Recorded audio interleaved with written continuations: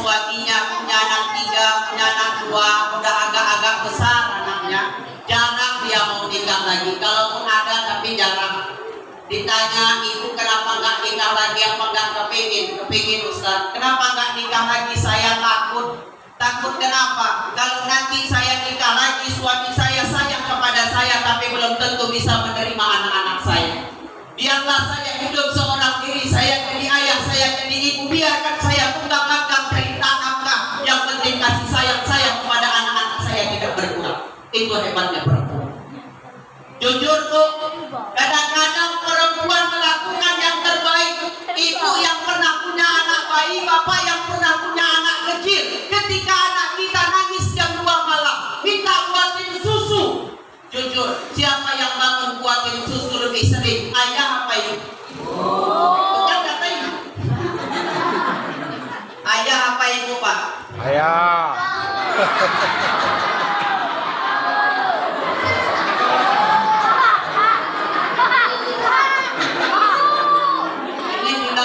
Saya tanya ibu, ibu.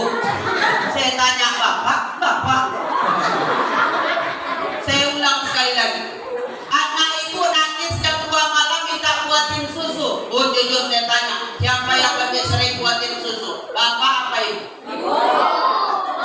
Jujur. Betul. Pak. Siapa yang lebih sering bangun buatin susu, Pak? Ayah.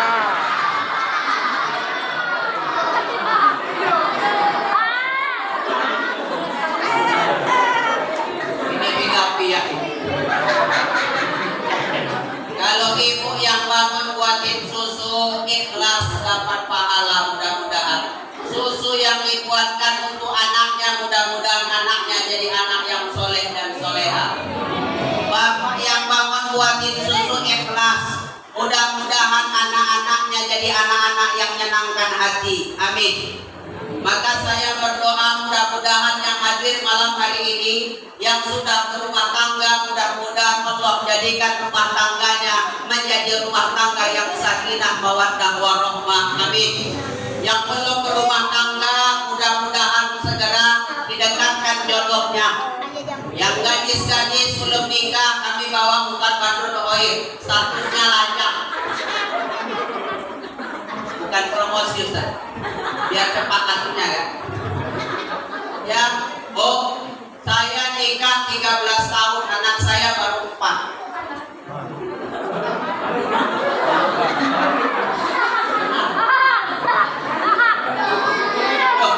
Oh, istri saya anaknya 4, suaminya jelas Pak. Saya ada orang, ada anak nggak punya ayah, belum pernah nikah punya anak, nggak ada ayah. Itu yang baru kita tertawakan. Kalau perlu kita hukum. Ini orang punya anak 3, punya anak 4, punya anak 10. Kalau suami istri sah, sah. Kenapa begitu Ustaz? Berapa banyak sekarang orang, mohon maaf, zina jadi kebiasaan, zina jadi kebanggaan, dan terkadang maaf bukan maaf, yang berzina bukan hanya anak-anak lajang, yang berzina bukan hanya anak-anak gadis, kadang orang yang sudah punya istri dan kadang orang yang sudah punya suami pun mereka pun berzina.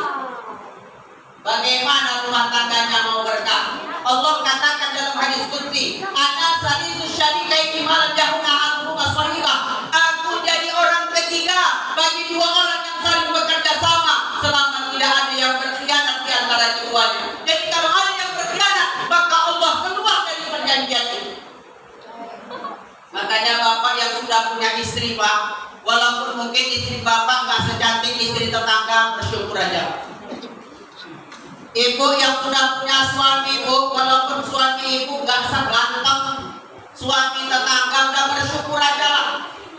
Kadang-kadang ibu-ibu pantang nengok orang ganteng sedikit, laki-laki ganteng sedikit, langsung teringat sama suaminya. Saya bilang itu sana. Dibandingkannya, di bapak gantengnya, udah putih, kaya, mancung, punya mobil, gajinya banyak, bahagianya lah istrinya. Suami itu gak hitam, Tapi di tempat saya kita juga nih. Dari kamu jelek, susah, pengangguran, banyak tingkah. Sering saya bilang, lebih baik ibu punya suami yang jelek tapi dia setia dunia akhirat daripada punya suami yang tampan tapi selingkuhannya di mana-mana. Kemarin saya ceramah di Sedang Pedagang begitu saya bilang, ada ibu-ibu sambil bersender merebut. Tanya ibu kenapa merebut aja, itulah masalahnya Ustaz, suami udah jelek tukang selingkuh pula.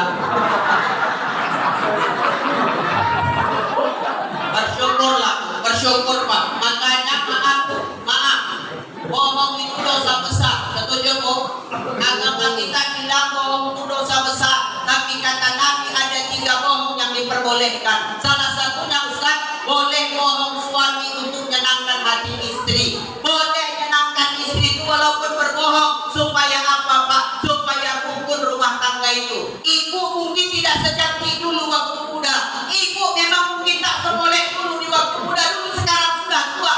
Tapi ketika ibu sudah berhias, ketika ibu sudah berdandan, puji dia, bilang dia cantik, maka begitu senang hati. Walaupun dah keriput, bilang aja cantik. Cantik kali kau Dea. Nggak beda sama dulu waktu kita nikah waktu adik umur 22. Walaupun sekarang adik umurnya 62. Cantik, bahagia. Satu lagi Ustaz kasih contoh. Saya kasih contoh Pak, kadang-kadang istri ketika masak hidangkan makanan buat kita, dia nanya sama kita, Bang enak apa enggak? Gitu kan Bu?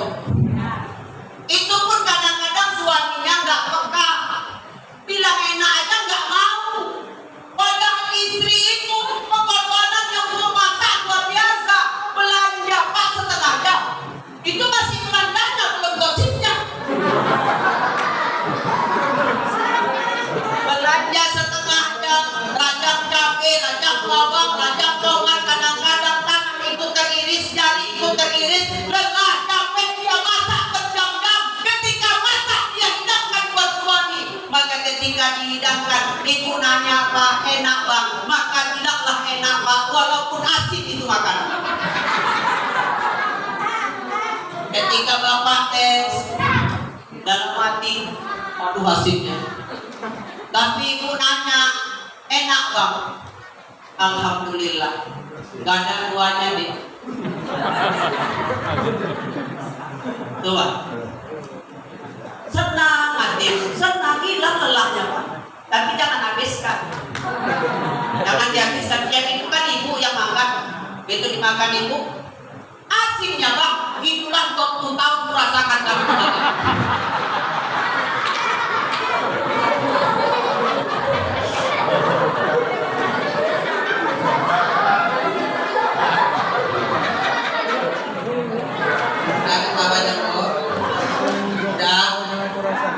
Dua, silaturahim pertama Ustaz kami perbaiki suami dengan istri, istri dengan suami. Kedua Ustaz dengan siapa? Perbaiki silaturahimmu dengan jiran tetangga. Kenapa Ustaz? Kadang-kadang mohon maaf saudara jauh kita anggap baik, tapi kadang-kadang jiran tetangga kita nggak cakapan. Pak, kita boleh bangga kenal sama jenderal, kita boleh bangga kenal dengan presiden, kita boleh bangga punya saudara menteri, tapi pertanyaannya ketika kita kena musibah, belum tentu mereka mau datang menolong kita. Tapi siapa yang menolong kita? Jiran tetangga kita. Makanya serendah apapun, sejelek apapun, semiskin apapun jiran tetangga kita, jangan pernah membencinya. Dia mungkin tak bisa bantu kita dengan harta, tapi doanya membuat kita semakin bahagia. Kurama tetangga ini enak. Enak, makanya Nabi ngajarkan, ya Abazar, wahai Abu Jar, kalau kau masak makanan yang berbuah, faktor banyakkan buahnya. Supaya apa? Kau berbagi dengan jiran tetangga. Masak sop, harusnya buahnya satu gayung, tambah segayung setengah. Yang abah juga sedikit dagingnya. Kasih sama jiran tetangga sebahagia, tapi jangan airnya. Kasih kentangnya, kasih sedikit dagingnya, enak. Aku ramah tetangga ku enak, bahkan Nabi bilang apa? Maka yu'minuna billahi wal yawmil akhir wal yukrim jarah. Siapa beriman kepada Allah dan hari akhir, maka muliakanlah jiran tetangganya. Ustaz, coba contohkan bagaimana enak aku dengan tetangga. Saya kasih contoh. Ibu hari Minggu cuci, siang cuci jemur pakaian, habis jemur pakaian ibu pergi kondangan. Ternyata sampai di tempat kondangan hujan lebat. Kalau ibu punya jiran tetangga yang akur, ibu nggak akan khawatir. Kenapa? Pulang ibu ke rumah sudah tidak ada jemuran. Ada yang ngetok pintu, kita tengok jiran tetangga. Assalamualaikum. Salam. Oh ibu tetangga. Kenapa bu? Oh enggak bu, ini tadi hujan. Jadi jemurannya saya angkatkan. Pas pulang saya nggak punya kerjaan, jadi sekalian saya gosokkan.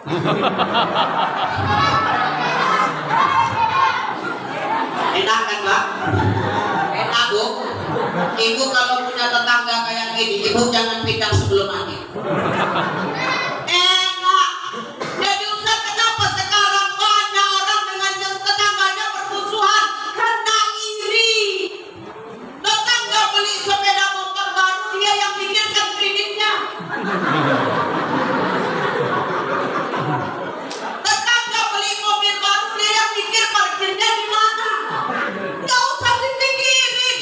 Gaya itu bukan ukurannya harta bu. Banyak orang punya mobil cantik tapi nggak bahagia. Kenapa? Dia malam tanggal 5 nggak bisa tidur. Kenapa Ustaz? Kredit mobil. Saya susah-susah gini, Pak, yang malam tanggal 5 tidur di kamar. Kenapa Ustaz? Karena mobil saya bayarannya tanggal 10.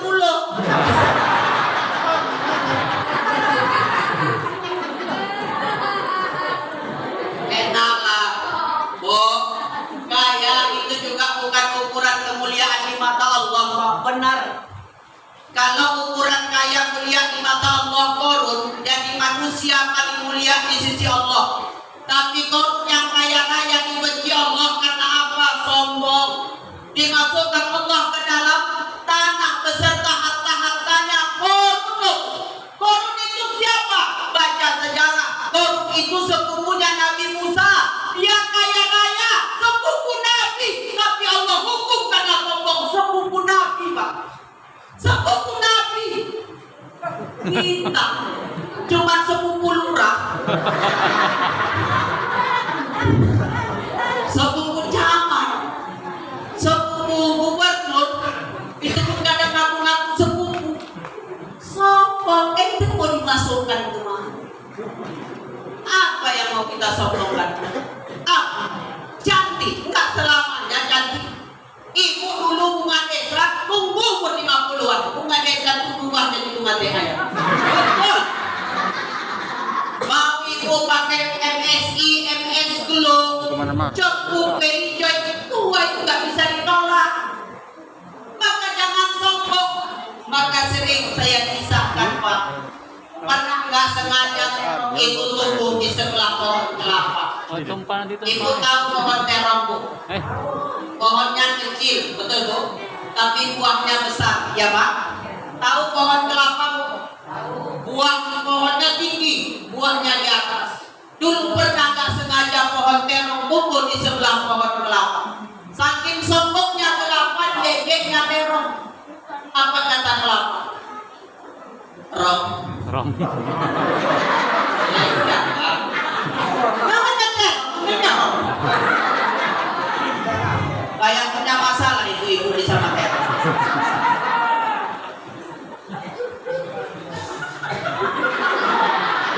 Nikah siap-siap. Udah bu.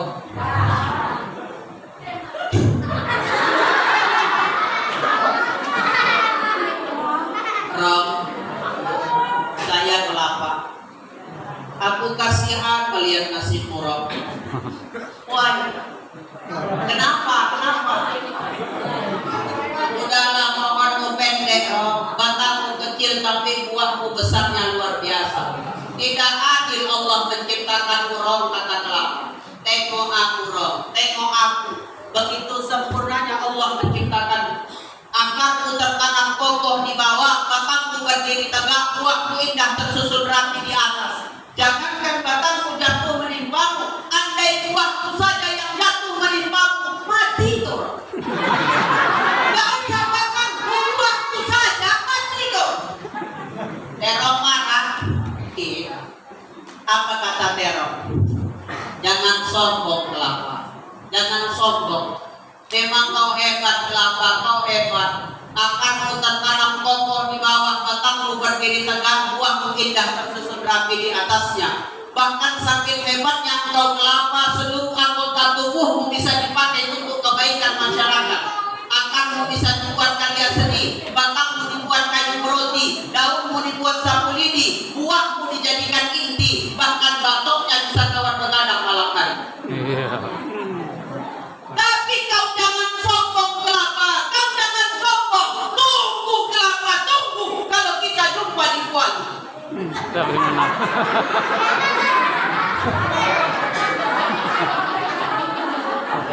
Kau jangan sombong kelapa, tunggu kelapa kalau kita jumpa di Puan. Nama aku yang luar disebut, bukan namamu kelapa.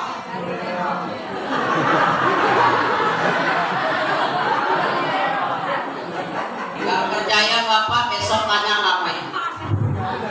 Oh nyayur apa deh? Terong. Diapain? Di bulan. Gak pernah orang ditanya, ibu nyayur apa? Kelapa. Diapain? Diterongi.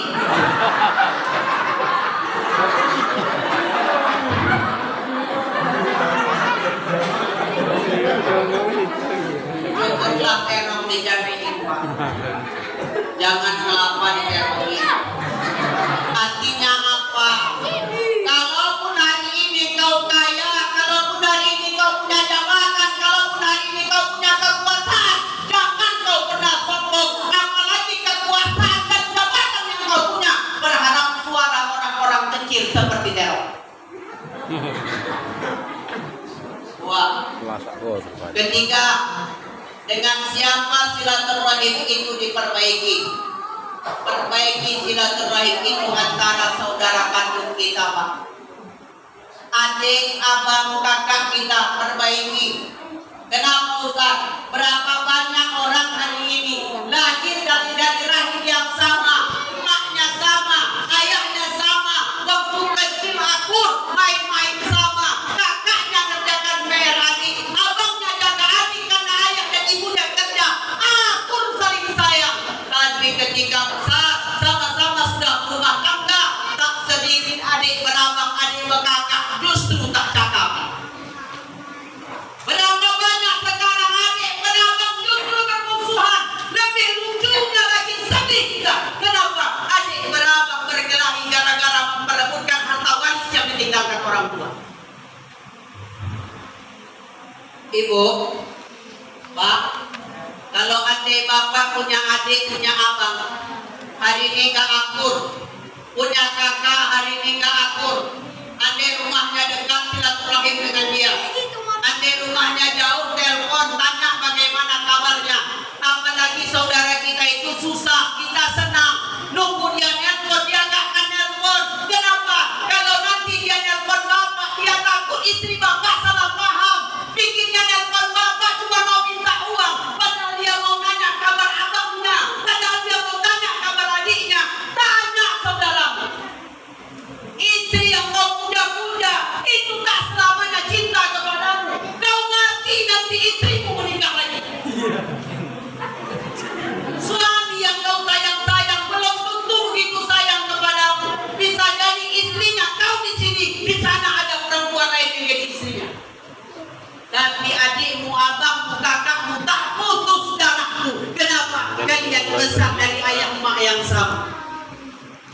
Maka datangi dia, jenguk dia, telepon dia, tanya kabarnya. Kalau rezeki kita berlebih, bawakan makanan ke rumah. Kasih uang-uang modal jualannya. Indah Pak, indah. Itulah arti dari persaudaraan. Terakhir dari saya, Bapak Ibu, yang dimuliakan Allah Subhanahu wa taala. Terakhir, dengan siapa silaturahim itu diperbaiki? Jam berapa? Dengan ayah dan ibu kita. Dengan kedua orang tua kita, Pak. Beberapa tahun yang lalu kita terkejut dengan kisah seorang anak kecil bernama Umar. Tinggal di Jakarta, anak orang kaya raya, ayahnya bisnis sampai luar negeri. Umar disekolahkan di sekolah internasional yang begitu mahal. Tapi Umar merasa tak menemukan kebahagiaan. Kenapa? Kalaupun dia kaya, tapi dia jarang sekali ketemu ayahnya karena ayahnya sibuk dengan bisnis. Suatu hari sekolahnya bilang, Pak Umar dan anak-anak yang lain, kita mau buat pertunjukan festival. Setiap anak menunjukkan kelebihannya. Maka orang tua diwajibkan datang. Maka Umar bilang sama ibunya, Ibu, minggu depan kami ada festival di sekolah. Kepala sekolah bilang, Bu, ayah harus datang lihat anak-anaknya. Maka istrinya bilang sama suaminya, Bang, Umar ada menunjukkan pertunjukan festival di sekolahnya minggu depan. Maka datanglah, Bang. Apa kata suaminya? Kau saja yang datang, aku sibuk. Apa kata istrinya? Sekali saja, Bang. Sekali saja. Kalau perlu kau duduk di kursi paling belakang. Setelah Umar tampil kau pulang. Tidak ada masalah. Yang penting anakku kepingin kau datang. Maka dengan berat hati datang ayah. Lalu membawa acara panggil satu persatu. Kawan-kawan Umar dipanggil satu-satu. Ada yang nyanyi dengan menyanyi begitu merdunya. Ada yang menari dengan begitu indahnya. Ada yang memainkan alat musik dengan begitu lihainya. Masuklah terakhir Umar yang dipanggil, Pak. Umar tidak menyanyi, Umar tidak menari, Umar tidak memainkan alat musik. Jadi Umar membacakan surah An-Naba, Al-Quran surah An-Naba, 40 ayat dia hafalkan. Terkejut ayahnya. Lalu gurunya berkata ketika itu, Umar, kawanmu yang lain menyanyi, menari, memainkan alat musik, tapi kenapa engkau menghafalkan Al-Quran? Apa kata Umar? Ustaz, ayahku orang yang sibuk dengan bisnisnya. Saking sibuknya ayahku, jarang sekali ayahku punya waktu untukku. Jarang sekali aku ketemu dengan ayahku. Maka aku hafalkan Al-Quran. Kenapa? Karena nanti aku akan menuntut janji Allah dengan hafalanku. Apa itu? Ya Allah, andai di dunia aku jarang dipertemukan dengan ayahku karena dia sibuk dengan bisnisnya. Tapi ya Allah, mudah-mudahan dengan hafalan Al-Quran ini ya Allah, kumpulkan aku dengan ayah dan ibuku di dalam surga. Umar yang masih kecil, Bu, kelas 4 SD, ingat mendoakan surga buat ayah dan emak. Maka saya bangga dengan Pak Yanti. Kenapa? Yang hafal 30, yang hafal 1 juz saja 200.000. Orang lain peduli dengan anak kita. Kita kadang tak peduli dengan anak kita. Makanya saya sering bilang, kalau ibu punya anak, bapak punya anak, jangan berharap banyak dari anak. Jangan harap nanti kalau anakku besar dia bangunkan rumah yang besar buatku. Nanti kalau anakku sukses dia berikan aku uang banyak. Jangan berharap di situ. Kenapa? Sukses anak itu, sukses anak bapak. Kadang-kadang tak teringat dia nelpon dan bertanya kabar orang tuanya. Tapi mintalah satu kepada Allah. Ketika nanti anak kita besar, dia bisa memandikan jenazah kita ketika kita mati. Ketika nanti anak kita besar, ketika kita mati, anak kita bisa jadi imam sholat kita. Ketika nanti kita meninggal dunia, anak kita bisa memandikan jenazah kita. Minta sama Allah.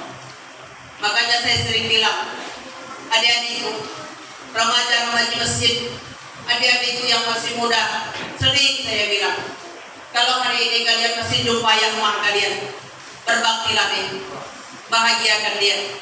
Cintai dia. Kenapa? Enggak semua orang diberikan kesempatan ketemu dengan ayah dan ibunya sampai mereka dewasa. Dulu ada kisah seorang anak kelas 3 SD yang sering dibawa ayahnya sholat subuh berjamaah di masjid.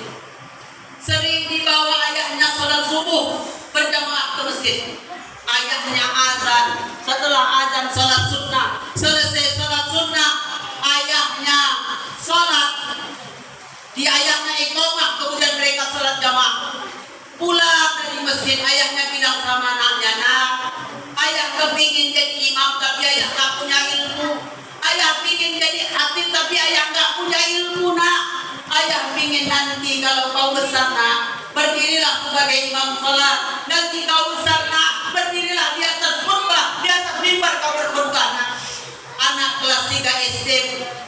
Setahun kemudian, ketika anak itu kelas 4 SD, tak ada lagi ayah yang membawanya ke masjid sholat subuh berjamaah. Kenapa? Ayahnya sudah meninggal dunia. Ayahnya sudah tiada. Tak ada lagi ayahnya. Tapi hari ini, saya bisa katakan ayah itu akan bahagia dan semoga ayah itu senang di sana. Kenapa? Karena anaknya saat ini sedang berdakwah di hadapan bapak ibu melapaki. Saya anak yang nggak ketemu ayah dari kecil. Dulu saya bilang, ya Allah, di mana letak adilmu? Kawan-kawan saya sekolah ada ayahnya yang mengantarkan. Kawan-kawan saya tidak jajan ada ayahnya tempat dia meminta. Tapi ayah sudah engkau ambil, ya Allah. Tapi hari ini saya kecewa. Berapa banyak anak-anak sekarang besar ketemu ayahnya, sampai besar jumpa ibunya, tetapi terkadang ayahnya dibentaknya, emaknya dicaci makinya, tanpa mereka tahu. Ingatlah saudaraku, sholat kau kerjakan, puasa kau tunaikan, zakat kau keluarkan, haji kau berulang-ulang kali, tapi sering kau sakiti hati ayah emakmu, surga akan kau dapatkan. Maka kalau ada orang tuamu, berbahagialah, bahagiakan dia. Ketika engkau membahagiakan dia, Rasul janjikan ridha Allah keridhaan walidain wa suhtullah bisuhtil walidain. Ingat, ridhonya Allah itu ada pada ridhonya kedua orang tua, dan murkanya Allah ada pada murkanya kedua orang tua. Mari sejenak kita berdoa. Mudah-mudahan Allah Subhanahu wa taala memberikan kita kesempatan untuk membahagiakan orang tua kita. A'udzu billahi minasyaitonir rajim. Bismillahirrahmanirrahim. Alhamdulillahirabbil alamin. Wassalatu wassalamu ala asrafil anbiya'i wal mursalin.